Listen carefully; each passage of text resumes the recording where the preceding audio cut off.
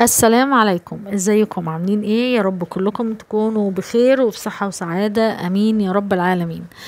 فيديو النهاردة فيديو عن حوارات. طبعا قناة حوارات كقناة، انا ملاحظة بعد موضوع الاحكام والحكم اللي طلع والكلام ده كله، بدأ الشغل فيها يبقى قليل قوي، ما بينزلوش فيديوهات عليها، خصوصا بعد محمد وآلاء ما عملوا قناة وحسن ونهال عاملين قناة.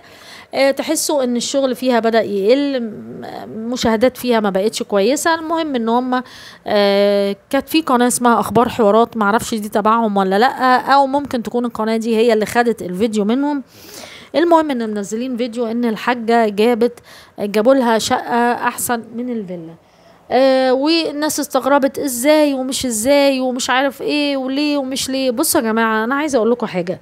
هو محمد طبعا وهو بيدور على الشقة قال مبرر، يعني الله اعلم، ممكن فعلا يكون صح، ان هو بيقول ان احنا مش هنقول احنا فين، الشقة فين والمكان فين، عشان المتابعين اللي بيجولنا على طول. طبعا في ناس بتسمع، اول ما تسمع ان هم غيروا عنوانهم، بس دول خايفين من ابو زياد عشان ما يروحش يقبض عليهم وما يروحش ينفذ عليهم وياخد العيال.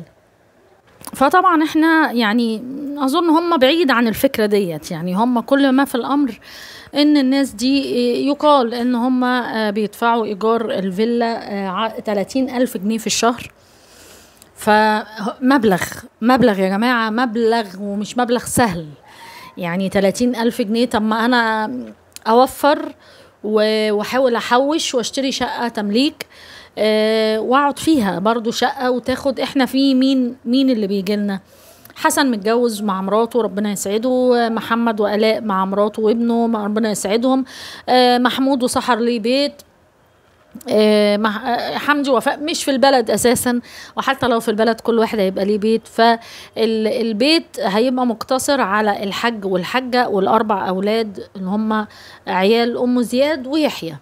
يعني الموضوع ممكن يتحط في شقة زي اللي هم جابوها 3 4 اوض ويقعدوا فيها وخلاص، والموضوع يبقى تمام وريسبشن حلو، وتبقى شقة ملمومة على رأي الحاجة ما قالت ان انا نفسي ان احنا نتلم. الفيلا كبيرة عليا، انا مش عارفة اقعد فيها، مش عارفين نقعدوا مع بعض، اللي قاعد في الجنينة، اللي قاعد في السطح، اللي قاعد مش عارف في اوضة فين، اللي قاعد في الدور اللي فوق واللي احنا في الدور اللي تحت.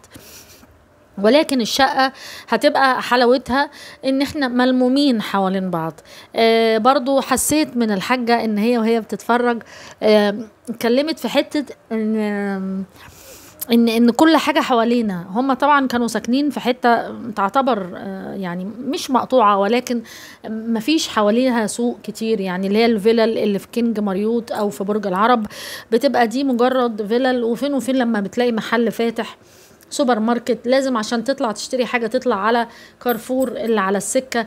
فكل دوت بيبقى متعب اكيد طبعا، لان هي ذكرت في اثناء الفيديو ان احلى حاجة في الموضوع ان انا وقت ما احب اشتري حاجة هنزل واشتريها وهعمل اللي انا عايزاه اللي حواليا. حتى زياد قال لها يا ستي ده احنا حوالينا حاجات كتير جدا ومش هيبقى فيه مشكلة. فالموضوع مش موضوع ابو زياد ولا ان هو مش عارف، لا، هو لو يعني الحاجات دي يا جماعة، الاحكام دي لو عايزة تتثبت او تتعرف تتنفذ هتتنفذ، مفيش حاجة معدلة على الحكومة يعني ان هم يجيبوهم. ولكن انا شايفة وبرضو مش شايفة ان هي من حتة المتابعين. يعني برضو المتابعين انتوا ساكنين في حتة برضو يا محمد بعيدة قوي، يعني مين ده اللي هيجيلك لحد الكينج ماريوت؟ انا هنا في اسكندرية ومش هروح اضرب مشوار لحد الكينج ماريوت عشان اشوفك، لا، او اشوف الاء. بحبهم وكل حاجة وفوق دماغي، ولكن برضو مش سبب. ممكن يكون لو في متابعين بيضايقوكوا يبقى متابعين ساكنين في نفس الاطار اللي انتوا ساكنين فيه، في نفس المربع اللي انتوا ساكنين فيه، اللي هو في الكينج ماريوت وحوالين بعض وبتشوفوا بعض، ماشي. لكن ان الناس تجيلك بالمخصوص لا. هو الموضوع اكيد ان كمان في ناس بيقولوا ان هم بطلوا يصوروا، ف قلة التصوير كتير. كانوا الأول بيبقوا حابين موضوع الفيلا لأن الناس بتحب موضوع الفيلا، اللي هم يبقوا شايفين بسين وشايفين تصوير وشايفين تغيير والكلام ده كله. فدلوقتي أصبح مفيش الكلام ده. ما بيصوروش دلوقتي مع الحج والحجة إلا فين وفين. ولكن برضو أنا عارفة إن أكيد هيصوروا مثلا في قناة يوميات أم زياد عشان يزودوا القناة شوية ويكبروها، لان برضو ده رزقهم واكل عيشهم. فمبروك عليكي الشقة حاجة سعدية، كانت فرحتها جميلة جدا جدا. الست كان ناقصلها شوية وتعيط من الفرحة. انا لو مكانها هفرح ابقى في شقة ملمومة احسن ما ابقى في حتة واسعة ومش عارفة اقعد مع حبايبي، وفي التنظيف برضو هتبقى تقيلة عليا. لكن المطبخ ملموم، هعمل لقمة، هغسل مواعين، هنضف الحتة اللي انا فيها، معاها نيرة ربنا يخليها لها يا رب، ويحل مشكلة ابو زياد ويجمع عياله بيه يا رب العالمين. فكرة موفقة جدا جدا وجميلة ايا كان سببها، فكرة ممتازة وحلوة جدا. اتمنى الفيديو يكون عجبكم، ما تنسوش اللايك والاشتراك، واشوفكم على خير. يلا سلام عليكم.